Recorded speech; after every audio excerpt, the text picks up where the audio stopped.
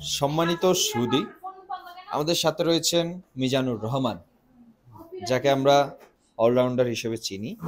আজকে আমরা তার থেকে একটা বিষয় জানতে চাইব। বিষয়টা কি? বিষয়টা হচ্ছে বাতাবি লেবু টিভি, বিটিভি যে নিউজ করে, সেই নিউজ সম্পর্কে আজকে মিজান ভাই বলবে কতটুকু সত্য মিথ্যা বলে এবং তাদের দায়িত্ব কতটুকু তারা পালন করে, সেটাই উনি তুলে ধরবেন। তো ভাইয়া বলুন।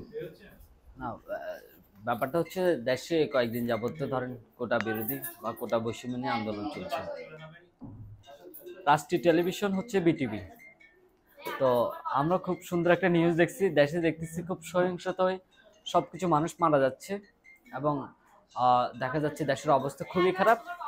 ঠিক সেই টাইমে দেশের জনপ্রিয় গণমাধ্যম, আমি যদি ভুল না করি, জনপ্রিয় গণমাধ্যম বিটিভি প্রচার করছে যে বাম্পার ফলন হয়েছে। কথা বুঝতে পারছেন? এখন দেশের যে অরাজকতা বা সহিংসতা যেটা তৈরি হয়েছে বা স্টুডেন্ট যে মুভমেন্ট ছিল সেটা প্রচার করার দরকার ছিল। এখন বিটিভি হচ্ছে আমাদের ভালোবাসার একটা টেলিভিশন আর কি। তো এখানে হচ্ছে নাটক, তারপর হচ্ছে ধরেন মাঝে মাঝে আড্ডা, তারপর হচ্ছে দেশের সাম্প্রতিক মানে কোনো কিছু ঘটনার সাথে ওনারা কখনো সামঞ্জস্য বা একসাথে কখনো থাকতে চায় না। তারা হচ্ছে দেশের কি বলবো, সুসময় যে ভালো কিছু থাকলে সেটা তুলে ধরার চেষ্টা করে, কিন্তু হচ্ছে দেশের বা পরিস্থিতি বা কোনো কিছুতে এরা কখনোই ভূমিকা পালন করে না, কারণ সবসময় সরকারের কাছে দায়বদ্ধ থাকে বাংলাদেশ টেলিভিশন। আর কি বলো?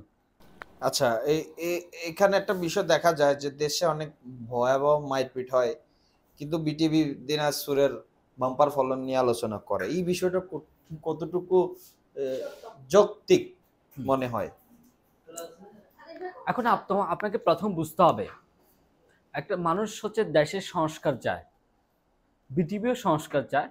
সেটা হচ্ছে ধরো কৃষিখাতে মানুষ সংস্কার চায় হচ্ছে দেশের পরিবর্তনের জন্য, আর বিটিভি সংস্কার চায় হচ্ছে কৃষিখাতে কি কি পরিবর্তন এসছে, কোন কোন জায়গায় বাম্পার ফল হয়েছে। কারণ বিটিভি চাইলে তাদের নিজের মতো করে কোনো কিছু সম্প্রচার করার সুযোগ নেই, কারণ হচ্ছে এটা রাষ্ট্রীয় টেলিভিশন, রাষ্ট্রের এগেনস্টে গিয়ে কোনো কিছু প্রচার করতে পারবে না।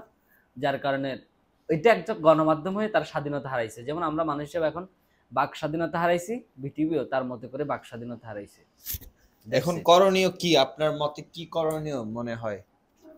না, করণীয় হচ্ছে একটা দেশের রাষ্ট্রীয় টেলিভিশন যদি থাকে, দেশের যে পরিস্থিতি জনগণের সামনে তুলে ধরতে হবে, পজিটিভ হোক নেগেটিভ হোক। যদি সেটা পজিটিভ হয় তাহলে পজিটিভলি তুলে ধরবেন, যদি সেটা নেগেটিভ হয় তাহলে নেগেটিভলি তুলে ধরবেন। অতীতেও কি বিটিভি মানুষের সামনে পজিটিভ নেগেটিভ তুলে ধরছে নাকি সেমই ছিল? বিটিভিতে তো আমরা সবসময় বিনোদন মিডিয়া হিসেবে ধরি, কারণ মাঝে মাঝে বিনোদন বললেও এটা ভুল হবে, কারণ তেমন প্রপারও বিনোদন দিতে পারে না। মাঝে মাঝে হচ্ছে কিছু প্রোগ্রাম অ্যারেঞ্জ করে বা ঈদ সেলিব্রেশন বা বিভিন্ন ধরনের অকেশন বা বিভিন্ন ধরনের টাইমে ওরা কিছু প্রোগ্রাম অ্যারেঞ্জ করে, কিন্তু ওরা প্রপার কখনো মানুষকে আনন্দ দিতে পারে না। তো দেশের সাথে ওদের কখনো মিল থাকে না আর কি। ঠিক আছে, ধন্যবাদ আপনাকে। আরেকবার দেখা হবে কোনো একদিন কোনো এক স্টুডিওতে। ঠিক আছে, ততদিন অবধি ভালো থাকেন, সুস্থ থাকেন। ধন্যবাদ। ওকে, থ্যাংক ইউ। প্রোপাগান্ডা।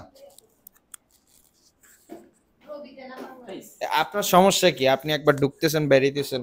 আপনি ঢুকাচ্ছেন যে আমি খুবই শান্ত ভাইয়া। আমাকে ঢুকাচ্ছেন আবার যখন আমি তিরিং মিনিট করতেছেন না। ঠিক আছে, তুমি এখানে বসছো, এই লাইভ কাটেন, লাইভ চলতেছে এখনো। লাইভ চলতেছে, দেখি কে কমেন্ট করে, আমার সবাই